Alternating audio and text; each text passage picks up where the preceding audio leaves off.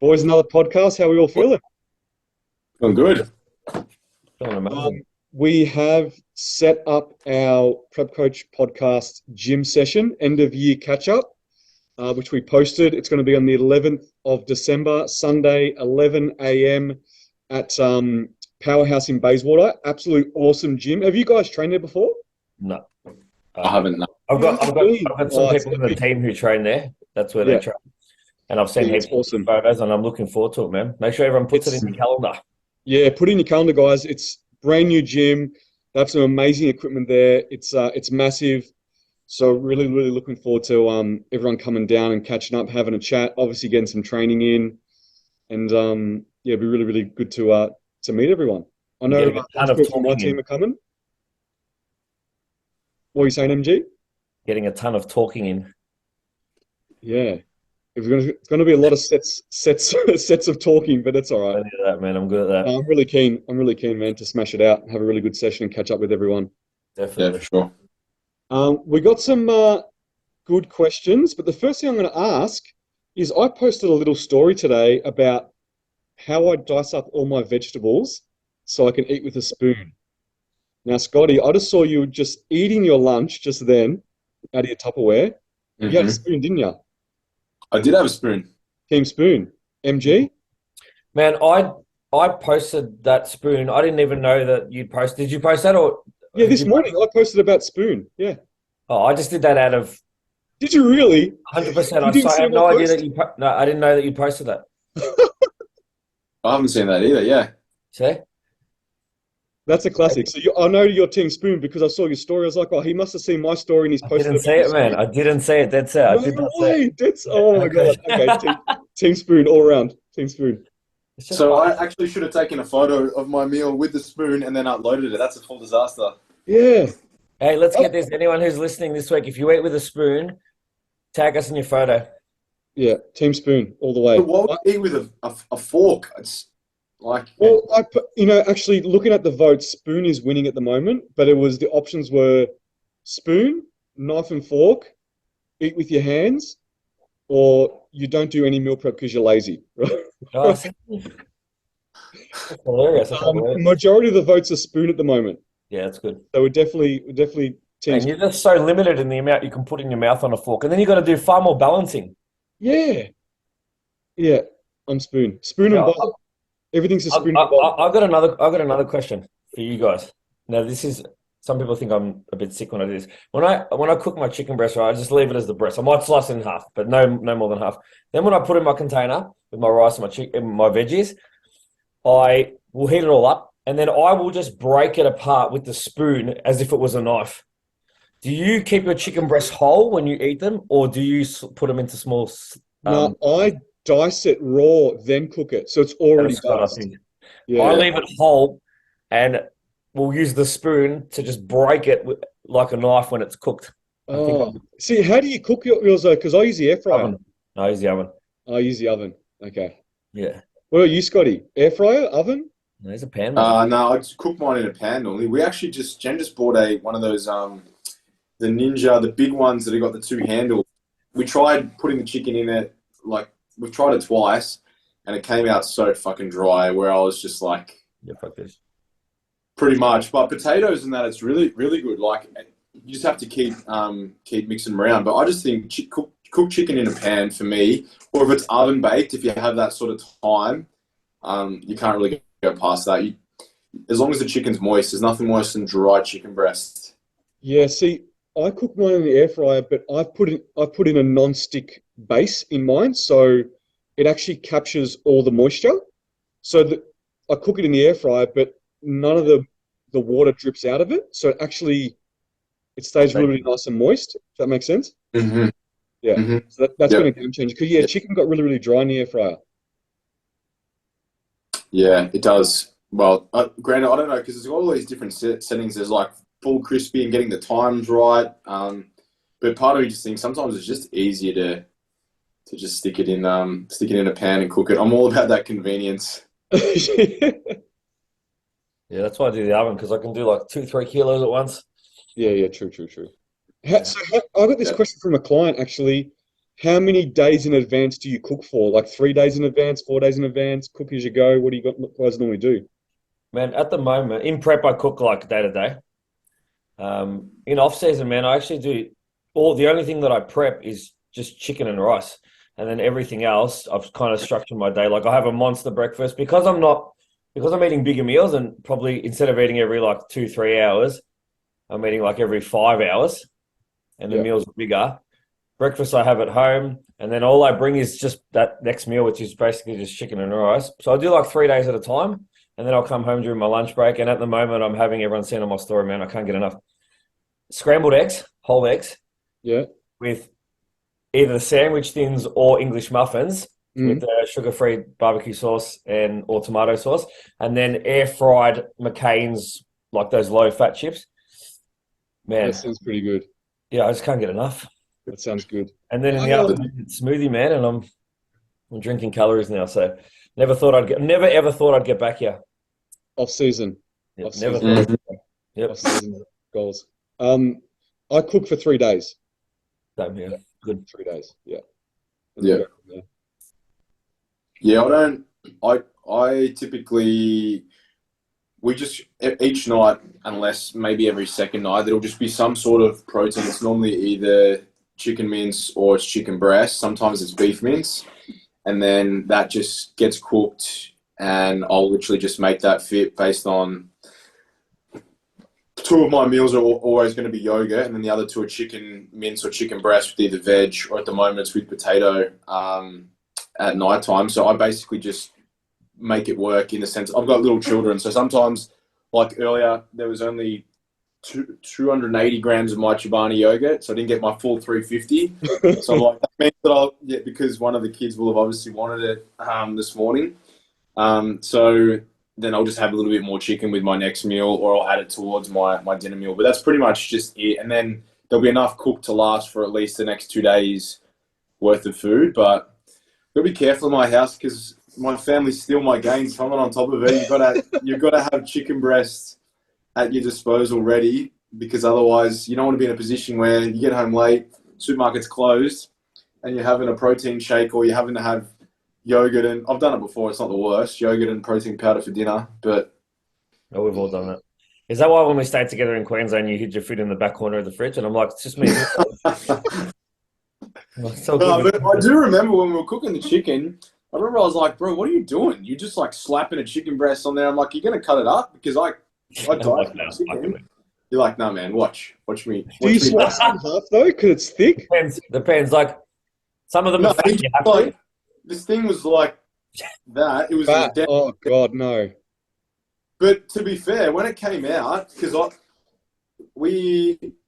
I think actually I had some of your chicken on the last day, and man, it was cooked good. It was normal. Hey, like you wouldn't know. Hey, to be fair, I did also get to eat 15 minutes sooner than you did. He knows that. Yeah, he knows that. Did you cover it with the lid though? No. It was, I roasted it, man. Oh, wow, okay. Yeah, but to be fair, in the oven, not in the pan. In the oven. pan that we had was like the size of that. It was so fucking tiny. Chicken, and I'm like trying to fucking toss it around so it's not spilling off the edges. Man, when I stayed at my Airbnb up in Brizzy, I went and bought a pan. Yeah. I bought a pan and I bought my God. Oh, I have to tell everyone this story. This has to come up. I know this is completely interrupting you, but I went out for dinner with MT and Christina on Friday night, as well as me and Drew and a couple of other friends. And I got told a story that when MT goes to his partner's house, ready? He fucking brings his own pan and spatula. What's wrong with that? Really? He's got like a little fucking Coles bag, or a little shopping bag that you'd go when you go to the supermarket. And every time he goes over to her house, he brings his own fry pan. Not that there's fucking anything wrong with hers. She's got fucking great fry pans, but he brings his own and his own spatula. Man, consistency, bro. Consistency. You got to be on point, man. Nothing's going to change. It's consistency, I'm telling you. But she told us the types of pans she's got. She's got like fucking hundreds of dollar pans. Like, what's wrong with those pans? Man, I bring my meal prep with me and I bring my pan. That's it. I know.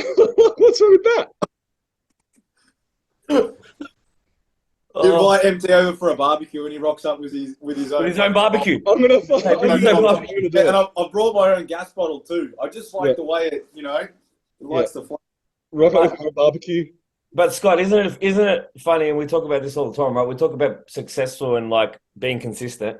Can you be more consistent than obviously the pan's not going to change, the calories, but it's the way he cooks. He brings his own thing. Nothing changes, man. Just the same shit, rinsed and repeated and done well. Yeah, But because I was like, okay, I'm gonna go and I'm gonna bring my food, right? We're gonna eat dinner together, but I'm gonna bring my food. So I was like, cool. I get my meal prep. I'll get my salt. I'll get everything I use that I would at home. I just bring it all with me. Like she's got salt there, she's got pepper there. Like, I was like, I just bring it all with me. What's the big deal? Oh, fucking nuts. You know what Kik's gonna buy you for Christmas, bro? She's gonna like Google whatever your pan is. She's gonna buy it and she's gonna get. He'll still bring his own. He'll still bring his own. What a waste of money! What a waste of money! Still bring his own. But I want to see like if she had one of those doorbell cameras. I want to see that still image of you when you press the button with your little fucking green Woolworths bag with the pan handle sticking out the top. That's pretty much what you're gonna see. It sticks out the top of the bag. Yeah, 100%. Does she have a camera at the door? Yeah. Can you fucking please? I'll ask her myself. I'll take a photo for you, bro. I'll just take a photo myself. That's consistency.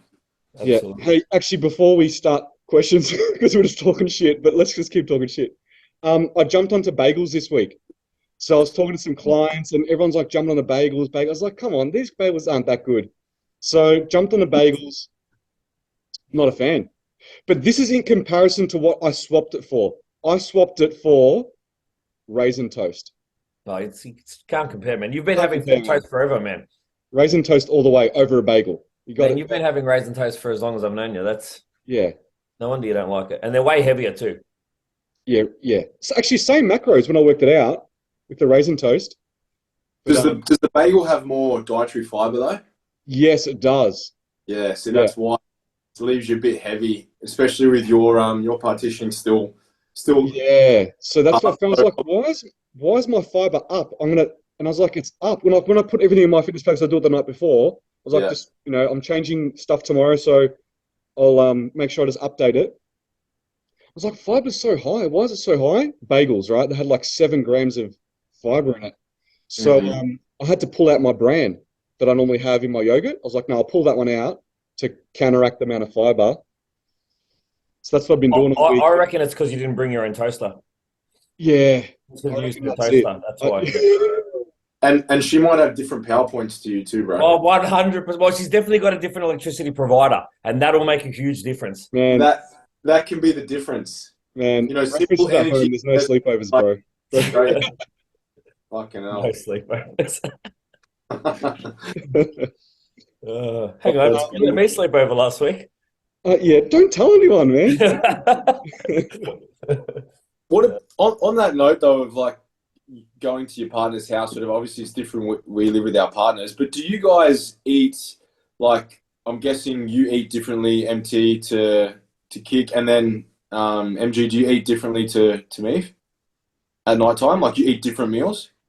Yeah, well, because we just are the way we are. We prep our own food. We track everything that we do. We if it's just during the week and it's a normal routine schedule, we're already going to have our meals prepped and in containers. So he eats hers, I eat mine. But off season, being flexible. If we go out for dinner, then we go out for dinner. But if we're eating at home, we're going to stick to our prepped meals and stay on track. Yeah.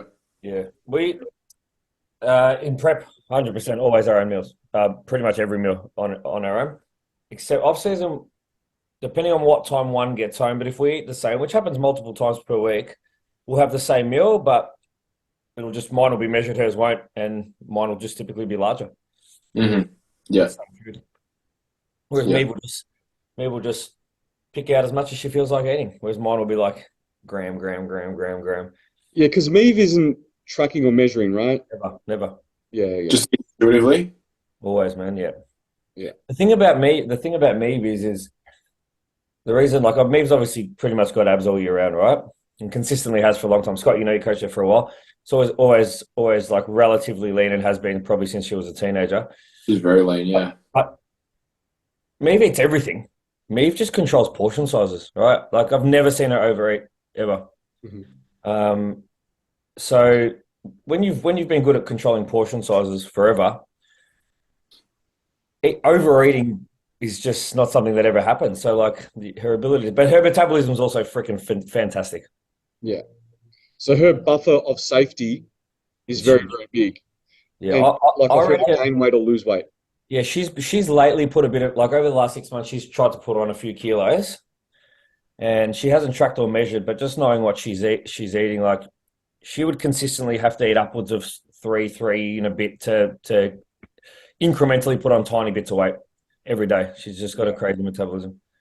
But, we spoke about that on one of the podcasts about intuitive eating, and we spoke about how you must be like really, really well educated and know how Yeah, to track in the past and eat very similarly to what you would normally eat every single day. And yeah. that's obviously works really, really well for me because obviously And she's a also, she's nutritionist. got a degree in nutritional medicine, Yeah, right? she's a nutritionist, so she knows exactly what's in her Uh, food, it's and it helps a lot.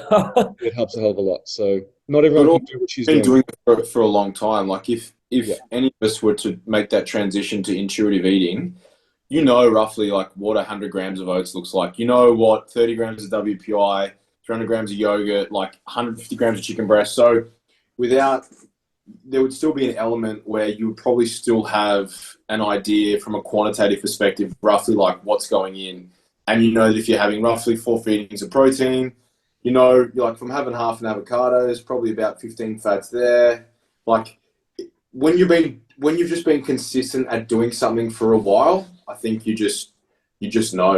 And it yeah. makes it easier too, because like you said, if she's eating to what her body needs, then when it's time for another feeding, it just lets her know, and she knows that she'll have another feeding. It's there's not that like fear of food's not there, For sure. and that's a tool that you just develop over time of just being really really consistent. I've had a couple of people ask me lately, like, what do you think is the number one pillar to be like the most optimal bodybuilder you can be? And I still come back to it's just being consistent. Yeah. Like you can say you need to do this, you need to do that, but it's just the basics, but doing everything consistently. Like if you're tracking your food 5 days versus if you're tracking it 7, even if it's like you might be out by a little bit in terms of the amount that you're having, but if you're still consistently doing that and you're not like, oh, I forgot to track, fuck it, I won't really recall what I'm having. I think that's the biggest thing. Yeah. I And think what people underestimate is, guys, unless you're using your own pan everywhere you go, you're just not going to get results. Yeah, and you must bring a spatula, because if you ever tried scrambling your eggs using someone else's spatula, Hey, let's just go back to oh that yeah, one like second. think about What's this. funnier? What's funnier, the pan or the spatula? The fact that he brings the But pan. hang on. Think about this, right? So I've weighed all my food out. It's ready. It's in a container. I go to someone's house. I use their pan and their shitty spatula. No, actually, say it's a great pan and a great spatula, but I'm not used to it. And all my food gets stuck to the pan, and then it's now not exact. I've got half food burnt, half food stuck in the pan, half the food in my bowl. How do I know if I'm on point? I don't know. So I've got to stick to what I know and be consistent, right? See, I rest my I just case. had the next Prep Coach podcast graphic design pop up. It's now the vodka comes out. Oh, MT's got the vodka in one hand and the pan in the other. yeah, you Oh, have to get Riley onto that. Put MT in the middle with an apron and yes, a pan and a spatula. 100%. Man, hey, on stage, it's going to make a difference in 2024. I'm telling you right now. Yeah, that's it. It's gonna be like MT first, MG second. Told you should have used your own pan, bro. Own pan spatula, mate. That's the secret recipe. Yeah, this guy over here goes to his girlfriend's house and just uses her pan. What an idiot. Yeah, why would you do that? Yeah, yeah, well, Gold. Should we get stuck into some questions? yeah, Yeah, probably. let's do it. Actually, while we're talking about Meave, your partner. One of the questions that was asked is she a competitor? Yeah, no, she's not. Hasn't and has no interest in it. Not doesn't not doesn't have no interest in it. As in, she's very supportive and amazing. Obviously, when I prep, and she does prep athletes as well. Having a background in nutritional medicine and obviously being a PT for a long, long time, way longer than me. So she definitely knows what she's doing. But I suppose for her, the desire to get that lean is just not there. Yeah. And I think, like, for everyone, we have different reasons as to why. I suppose for someone like her, who's been pretty lean her whole life, and pretty much always presents with, say, a six pack, the desire to just go even further is not really as exciting as it is for, say, someone like me, who growing up never had that Hmm. and really, really wanted it. So, but I think the biggest part of it is, obviously the levels of composition that we diet down to as we go through these preps, does come with some adverse health risks, and she's just not interested in any of those. What about you, Scotty, your wife? Yeah, so Jen actually competed she was the one that was always pushing me to jump on stage. I was a little bit like me, to be honest, at the start. I loved the process, but I just didn't have any like being in the limelight and on stage, and it just wasn't really. It's very, very outside of my comfort zone. Yeah.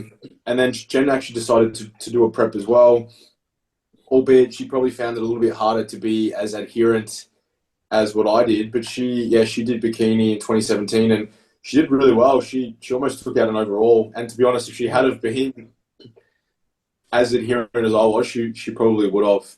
But similar to me, just like Jen's in great shape all year round. She eats healthy, but more enjoys, like, if she wants to eat some chocolate or have whatever after dinner or whatever, she doesn't want to have that restriction. She just likes to be able to eat what she wants to eat, but again knows that she knows how much food she needs to be eating, doesn't overdo it, still enjoys being involved in the culture and respects it and understands it, but just doesn't have that desire to live in that world. So, like you said, you got to have a why. So I think for a lot of people, and especially for women, the trade-off as you get older, and she's a mom as well, having kids. So yeah, definitely has a lot of respect for it, but just isn't something that she's into. So can we maybe those world championships on your back left ear there? Maybe we have Jen to thank for those, because she was the one that really pushed you to get on stage. I didn't know that. You That's probably do, exciting. man. That's awesome. Yeah, she definitely was. A lot of people don't realize that. Yeah, Yeah, I didn't know. I love the process of it. That's why, like, when we spoke about would you rather give up competing or coaching, for me it's just I have a very addictive personality. If I'm going to do something, I do it all in. But I just love the process of it. Whether you're on stage or whether you're not, it doesn't really make a difference for me. That's just something that comes with doing the sport. To be honest, it's probably something that I'm probably the most maybe or a little bit insecure about, because I just don't like being, which sounds a bit strange, but it's 100% true. Just being up there and on display. Even in prep, I don't really get out of a hoodie. I like to just stay undercover and just go through the process. Don't necessarily love all of the attention and limelight that comes with competing. But yeah, she was definitely pushing me to do it, and I'm glad she did, because obviously it's enabled me to have some awesome experiences and meet some good people. That's awesome, man. Let's jump into it. While we're on the topic of prep, I'll start with the prep question. We've got a question. Do you guys map out a whole prep in advance for a client? My coach doesn't. I've asked them why, and they said the plan always changes. So is this something that you guys do with your clients? Do you work with your client to build a plan? Do you do it in advance? Do you show your client the plan, or do you keep it to yourself? How about you, MG? You want to go first? Yeah, no, I 100% do. I think it's something like every coach should definitely doing, and I don't think it's as difficult as it sounds. Like, at the end of the day, if you've got a bit of experience, you basically take the goal show, and as we talk about all the time, you kind of just reverse engineer everything, right? So based on the athlete's composition, roughly how long you think it's going to take to get in stage condition. So that'll be like your first point backwards. Within that, there'll be phases of like hard dieting blocks, some refeed blocks, potentially some diet breaks as well. And when we do this, there's no way of knowing that it's going to exactly go to that week to week, but we certainly approximate it. And I definitely present it to my clients so they got an understanding of what they're in store for. Do things change along the way?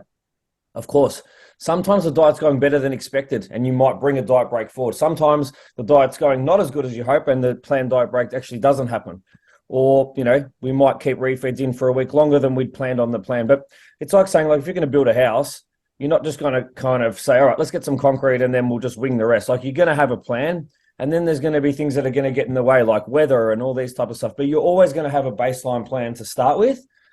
And I even go as far as like mapping further. Let's say if we think about season B next year, right? Which I've just been doing this with a few new clients now.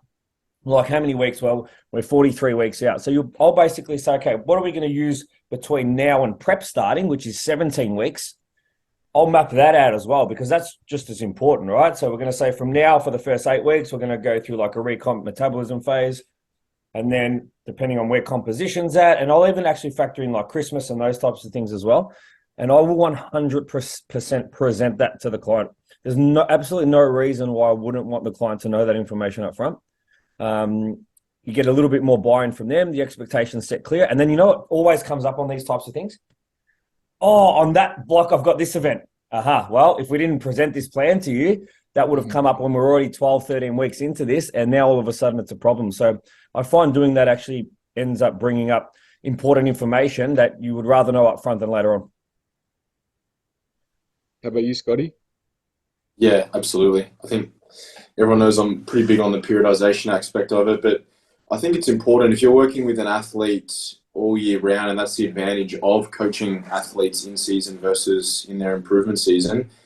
There should be a longitudinal plan, whether it be an annual plan or whether it's an 18-month plan, and typically it'll be broken up into those particular phases of growth, phases of perhaps when you think you'll need to run a cleanup phase. But as MG said, there's always going to be that element of auto-regulating as you go because it's a guide and it's important to have that, but you need to be able to make adjustments. So it's like in a training block, someone could be due to finish up in week 6 and it's like, things are going really, really good. Let's push it for one more week. Okay, they're still going good. Let's push it again for another. Or sometimes it might be we were going to do that. I think that happened with, was it UMG? What, we were going to push to take an extra week on one of your blocks, and then we ended up saying, you know what, you just pulled up a little bit too sore, so we ended up deloading. Last week.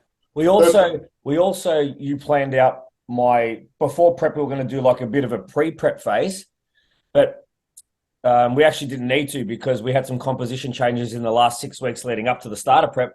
So like we'd planned for that, but we pulled that out. But the plan was set, it was there.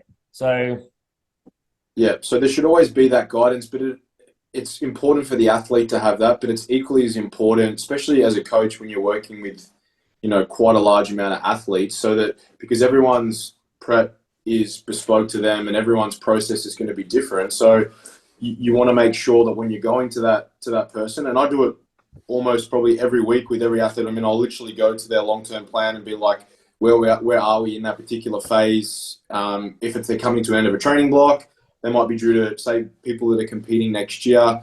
When was their pre-prep? When did we pre-plan to put that in? And then do we need to maybe move that forward or bring it forward? So, yeah, you're never going to go wrong by forward planning, in my opinion. And as you said, it's important to be transparent with the athlete just so that they also have some guidance around like what they can expect. Some people don't want to know and they just want to be soldiers, but it's definitely a conversation worth having. I think so.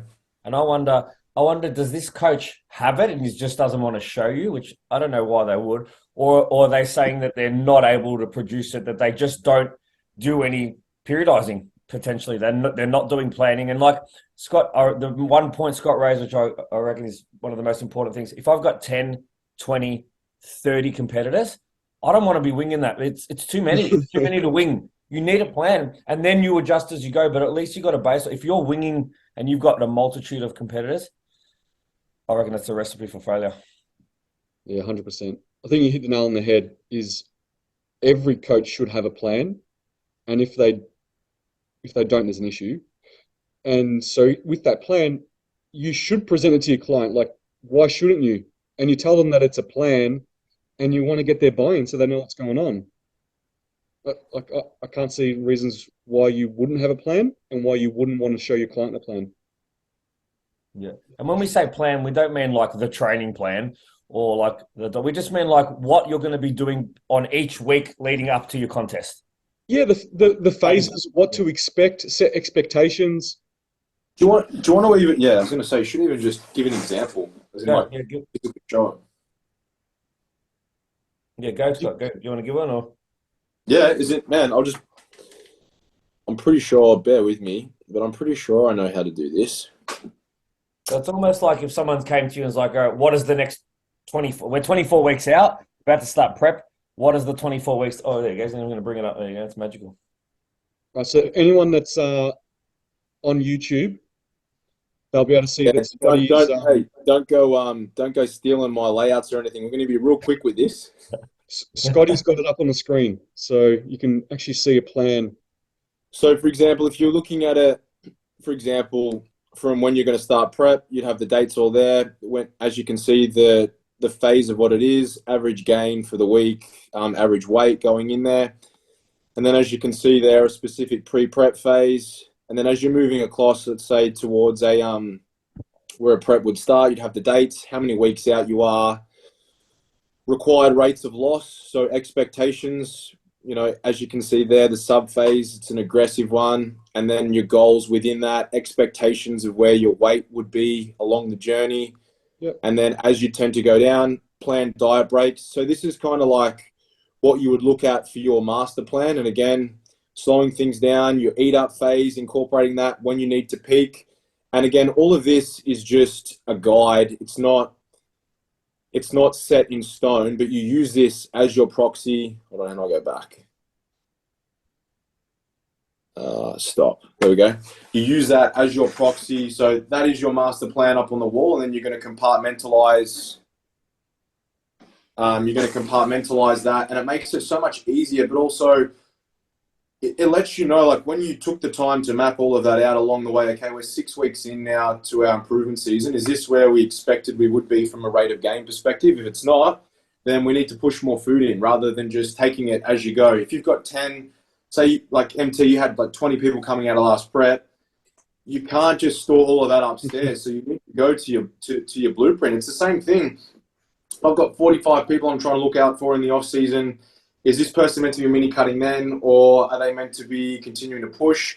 Where do we say that their rate of bandwidth was going to be? You just go to your master plan. Now, granted, when you do work with an athlete, it means that there's quite a significant amount of planning that goes in initially toward that, but then it makes the rest, or I at least find that, a lot of work at the start enables you to then have, like when you're onboarding a new client, typically I'll spend 4 to 5 hours mapping all of that out, getting a bulletproof. But then when it comes to check-ins in 6 months' time, I know where we are along that approach, and you're not just taking it on the fly. And even more so in prep, rather than, you see people that get a bit panicky in the last few weeks because they haven't perhaps lost what they needed to lose, versus if you've got a game plan from the start, and within the first 6 weeks, this is what our projection is. This is our checkpoint. And if we haven't hit that, then we need to adjust the approach so that we can get back on track. No different, like you mentioned, you liken toward building a house. You have stages of completion that you need to be trying to hit and work toward. It's very much the same when you're in a contest prep. And it's equally the same when you're in the improvement season. And I think that's one of the biggest things, people that really maximize and rinse their improvement season versus just sort of trotting along. And that can also be the effort that's put in by your coach to have that foresight to where do we want to be in 3 months, 6 months. If you've got someone that's not getting on stage for 3 years, like these guys aren't on stage till 2024, but we have a plan for what needs to be done from now until then to bring that to fruition. Yeah, and just like as a coach, I don't trust myself to remember what I was going to do 9 weeks ago. It's like, I don't want you to be coming to me and being like, hey, when did we say we were going to do that mini cut again? I'm like, oh, shit, can't remember. It's like, I just open that up, and mine's pretty similar, a little bit different. I just got like mesocycles that I mark out in different colors based on what phase you're in. And that's the only way I remember what I'm doing. Yeah. Even little things I put in, like someone says, I'm going to go away in 2 weeks on this weekend. Cool, I'm putting that in the plan. I've got a wedding come up on this day. Yep, putting that in the plan. This is happening. Yep, put that in the plan. That's it helps so you can remember to stalk their Instagram and see if they're doing anything naughty. Love it. All right, cool. I think we're good with that. Now, talking about plan and phases and goals, someone asked our current goals and phases that we're going through, are we struggling with anything? With what we're currently doing? And I'll start because I also got some questions about how am I going with my reverse and am I fully recovered? So I'll kind of start with kind of giving people an update. So I'm about 6 weeks post-comp or 6 weeks into my reverse. I probably found maybe in the last 2 weeks that the effort I need to put in to do things is less. So even though I'm like not someone to complain and be like, oh, I'm sore, I'm tired, I just find that getting out of bed is getting a little bit easier. Going for getting a walk in is just getting a little bit easier. Doing my training is just getting a little bit easier. I'm getting obviously I'm feeling more full and more satisfied in my food. Um, I'm less food focused. My adherence and everything like that is still being fine. It's all on point. I haven't been at a point where I've been off track, but I'm just finding things easier, and less effort needs to be put into to execute and get things done. Um, my digestion's also improved too. I was having some issues with my digestion, a little bit gassy and things like that, but that's also improved too. And I found that pretty much with jumping straight into having more food, I found that I was sleeping better because I was still having my same meals and having a meal before I went to bed, which is what I did during prep. So my routine hasn't changed, but I found that I'm not, I don't need any sleep supplements to help me stay asleep at night. And I'm not waking up as much as what I normally would. So things are just becoming easier. But even with, so from a weight gain perspective, I was 95 at the start of prep, 75 at the end. I'm now like in the middle. I'm like about a 84, 85. So I'm kind of like in the middle of the two. And what I found is my food pretty much hasn't changed since the start of my reverse. Like it's gone up a little bit more carbs, a little bit more fats. I'm actually on more carbs than when at the top end of my off season. I'm on more carbs now. And what I'll tell everyone is more food does not equal more energy and does not equal less hungry, right? And as we've all spoken about, and that's the reason for the reverse phase is we need to gain that weight. We need to put that fat mass back on because that's the only thing that's going to help with us not being as food focused, having more energy and not feeling hungry, right? So even though I'm eating more food, doesn't mean my energy is more energy. You're not fully recovered yet. So I wouldn't say I'm fully recovered because I'm definitely not as energetic as what I was at the peak of my off season. And all my energy is not there, and I still find I need to put in effort to do things. Are your legs recovered? Because your legs were quite heavy for a bit. Yeah, my legs are not fully there. And I know that from the peak of my off season to now. Like I still have days where they feel heavy, where I'm getting steps. Like I did steps this morning, fasted when I went for a walk, my usual walk, and I'm like still dragging ass. Like my legs are still dragging ass a bit. So that I'm not fully recovered, but everything is completely manageable. It was manageable from the start. It was manageable because I just manage stuff, but it's just becoming less effort and energy to continue to execute. That's the update. What am I struggling with? With that though, MT, would you say that each week that goes on, you're noticing a linear improvement in all of those different areas?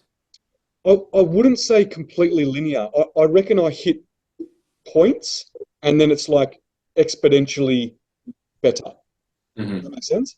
So I found probably a shift 2 weeks ago where I was like, oh, wow, things have just jumped up like 2 levels. Like I'm feeling that much better. It wasn't like each week it's just getting better and better and better. It was like there was like a jump. And I don't know whether that's and it hasn't been because food has changed or calories have increased. I think it's more to do with body weight. As my body weight's come up slowly, it's like I've hit a point, it's like boom, now you're next level, mate. Like you now hit that level. And now I'm feeling, a couple of levels better. And I'm sure that when I hit maybe 86, 87, I'm probably going to get another big jump. And then once I hit 88, 89, I'm going to get another big jump in things just feeling a hell of a lot better. So that's what I found. And that's just for anyone that's perhaps going through this process. Granted, obviously, MT was very, very, very lean, but it's just there's no real magic formula other than just A, time, and B, giving your body the the fat mass that it requires, because obviously we know, from a food perspective, hunger signaling, it's tightly correlated with the amount of adipose tissue we possess, because that's where we secrete leptin, which is that hormone that lets us know that we're perhaps we've had enough to eat, or whether we need to eat more. So the leaner you get, obviously, you tend to get a bit hungrier. But yeah, that's just one of those things. And obviously you're aware of it, that you know that it's going to take time, and that in 4 weeks' time you'll feel better than you did 4 weeks ago, and 4 weeks again from that.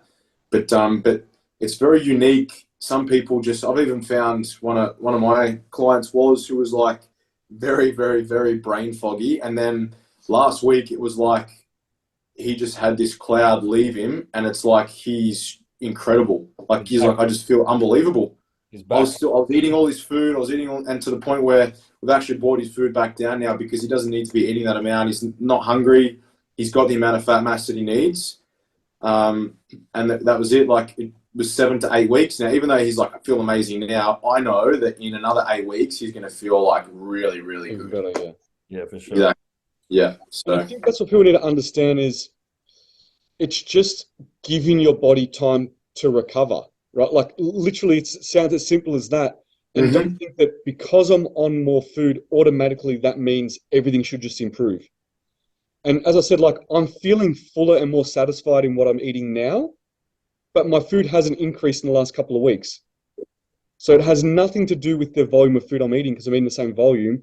It just has to do with the fact that my weight is probably a little bit higher than it was a couple of weeks ago, right? So it's just about giving it time and just being patient and being, I know it's difficult, but trying to be as adherent as you possibly can, and just being patient with the fact that you will feel less hungry, you will have more energy, you will sleep better, you will perform better in the gym, you'll feel more motivated. You just got to give it time, because no matter how much food you try to push into yourself, you're not going to get all that stuff back. It doesn't correlate. It's not like more food equals instant energy. And it doesn't happen as quick as people think. Yeah. As for struggles,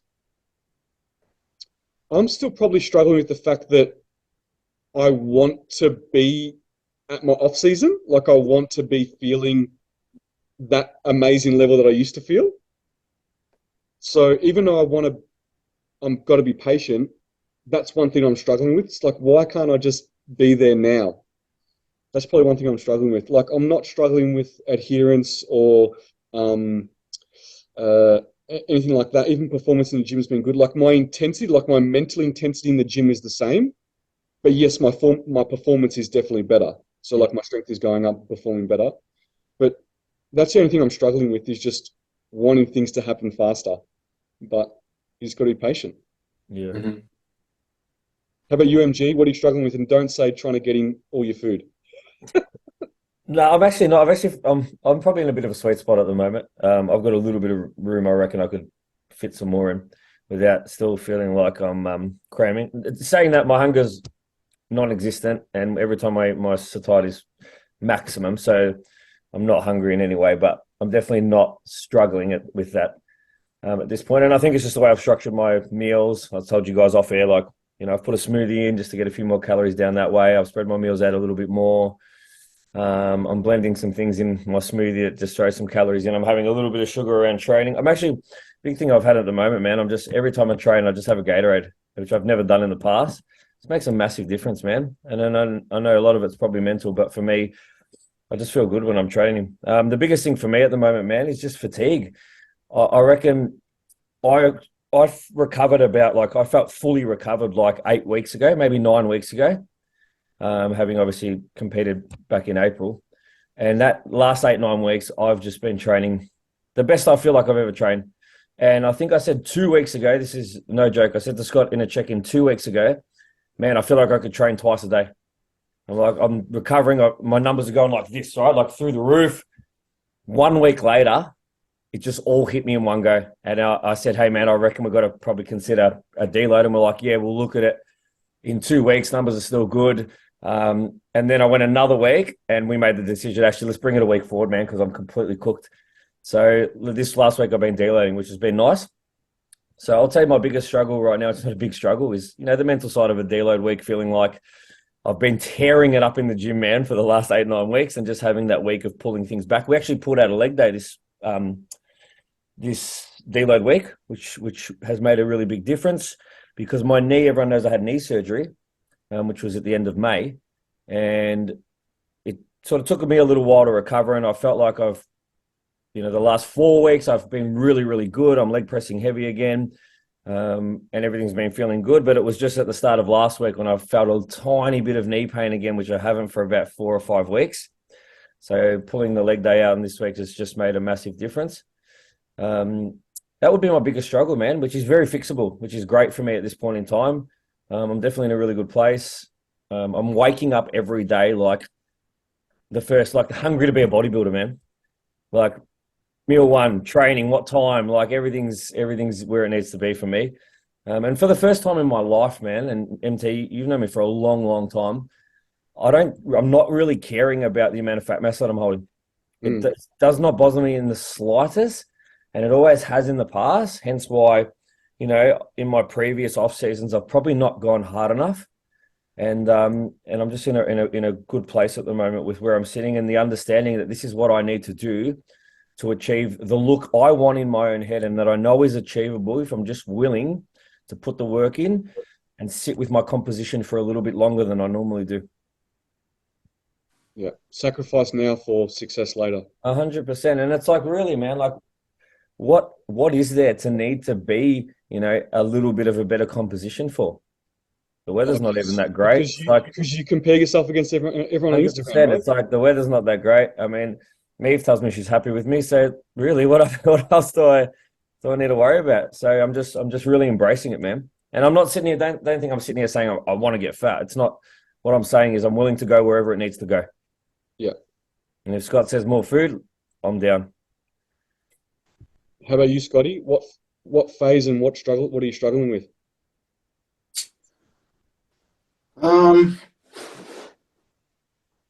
Probably to be honest, just giving back to the system a little bit in the sense of just actually having being a bit more selfish with my time towards my own. Like, I've taken on a fair bit work-wise, and then obviously having kids and a family, and still trying to always make sure that that's my number one priority first.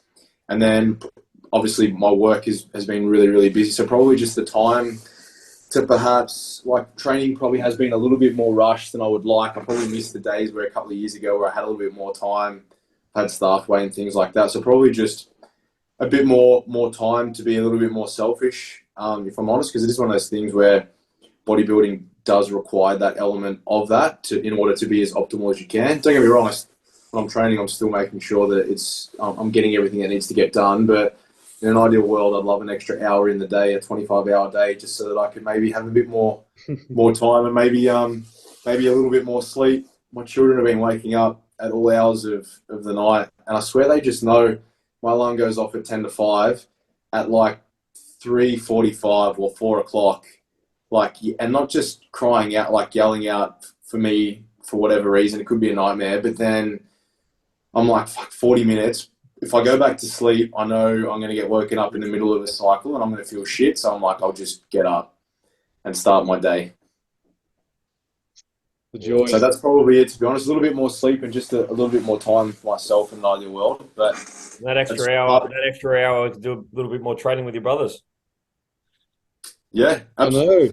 Even that, like the other day, you guys, I had FOMO bad. You guys were all training with Maddie and Mel, and obviously I wasn't able to make it. I had one of my staff, he was over in Perth, and so I had to pick up the slack there. So just little things like that would have been, I know for me, would have been awesome to fill up my cup. But say, for example, like the meetup that we're doing, I made a point to make sure I could block that in. I've got to shoot off a little bit earlier to get to a birthday party. But as I said to you boys, we're probably going to get in there a little bit earlier and bank some quality training, perhaps before it gets a little bit busy. And there starts to be those 8-9 minute rest interval between sets. Yeah, I'm going to try to pump out the bulk of the session at the start before people start rocking up, for sure. Yep. So if anyone's listening to this, don't come early. Yeah, it still starts at 11 o'clock. at my Yeah, if age, we're there at like 9 o'clock, like hustling, We'll have a sick it pump hasn't by the time started everyone yet. gets there. that's also true. Hey, Scotty, remember that other struggle? Scott and I have got this big struggle. We've got this mate who every time he comes over, he brings his own pan, and it's just getting just out of control. We just don't know how to mention it to him. So, any suggestions from any of the listeners, please let us know, DM Scott or I, and tell us how we can have this conversation with our friend. He sounds very OCD and like he doesn't want He to. does sound He does. but he's a great guy. He's a great guy. All right. Next one, and this is due to this time of year. Some people have asked about Christmas and New Year's and nutrition advice and how to manage nutrition around these events. Yeah, I reckon Scotty's got a great plan for this stuff, so I reckon Scotty should take this one. Are we talking about just the average Gen Pop person, or as a Well, this physique? like the way I would answer it is Depending. talk about whether someone is actually prepping for season A or not, and that would be one type of person. That'd probably be a little bit different to maybe everyone else that's in an off season, their reverse is already completed, and they're not dieting for any reason. Yeah. I think so. If we do the person that's in prep, obviously, again, it comes down to forward planning. So hopefully, you and your coach have factored this in. I know with my athletes that are in season A, we have allowed in advance to probably be a little bit further ahead a week wise to allow so that they can have. I'm a big advocate of on Christmas Day. It's not just about eating heaps of food. It's also about spending time with your family. If it means that you want to have a glass of champagne and you want to eat and enjoy your food, I'll actually encourage them, again, within reason, to ideally they need to get up, tick their boxes for some steps, train, have their normal breakfast, and then enjoy their lunch. Don't stress about weighing anything. Just be sensible about what you eat so that you can just feel like you're partaking in the day. After lunch, go for a walk. Encourage others to do the same, because everyone knows after lunch, everyone sits there and is like, oh, they sit back in a chair and want to have a snooze. Get out, get some steps, get some fresh air. And then at dinner, typically it's not that hard to be sensible because it's normally just leftover meats, and then people, well, I know we do like salads and stuff like that. So eat that. If you want to have a little bit of dessert, again, be sensible. You can have a slice of something without having to feel like you have to have the whole cake. And in terms of freaking out the next day, because people tend to do that, I always go back in advance to, let's just go with some basic mechanics of understanding how much does a kilogram of mixed human tissue equate to in calories, and it's around 7,000 calories. So if you wake up and you're up 2 kilos, unless you consumed 14,000 calories over what you should have had, there's a good chance that you've got elevated sodium intake, especially if you've had turkey because it's higher in sodium. Some of the condiments you might have, digestion's probably not as great, and also just food bulk that's sat in your large intestine until you've had that BM to move it out, you're probably going to be a little bit heavier. So don't stress too much. In some cases, I won't even get them to, I'll tell them, don't worry about weighing in on Boxing Day, because sometimes that causes more mental stress than what it's worth. But as long as I understand that that's that day, and then we still have a goal at the end of the limelight. So it's important to enjoy that and then just get back to business. And that's pretty much it, to be honest. If you've built that in and you can I'll typically factor in, I'll tell them we've got around about depending on the person, but you might have, say, upwards of 1,000 calories more than they would normally consume. And I'll typically have periodized their nutrition throughout that week and normally the week after to account for that. They might come off a 7-day digging phase of low days straight and then enjoy that day of food. And then if you're on the opposite end of the spectrum and you're in the improvement season, I would say that you've got no reason to not sit there and enjoy some food. If you eat a little bit more and you go a little bit, over, then so be it. Like in the scheme of things, if you're not competing for another year or 2 years, one day of enjoying a meal, I would argue that the enjoyment and, the bond that you're going to have with your family and the memories that you create with that is worth more than stressing about what you're putting on your plate. I don't weigh on Christmas Day. I always have my same breakfast, but I won't ever weigh my lunch. I'll just be, that's roughly about X amount. I might have a little bit more protein before I go to bed, because typically you won't eat 5 meals on Christmas Day. You might only have 2 or 3. But I think just be sensible. And again, if you've recovered properly, you shouldn't have any issues where you're so hyper food focused. And I think if you still are, then perhaps maybe you haven't gained back the fat mass that you needed to gain, and start to attenuate some of those diet-related adaptations that come with a contest prep. But there is life outside of tracking and bodybuilding and prepping, and having that day to be with your friends and your family or your partner is important. But again, like everything, it's just being sensible. Yeah, completely. Like, yeah, definitely the same sentiment when it comes to if it's a competitor. It's pretty much exactly what I'd be suggesting, what I'd be doing if they're a competitor and they're competing in season 8.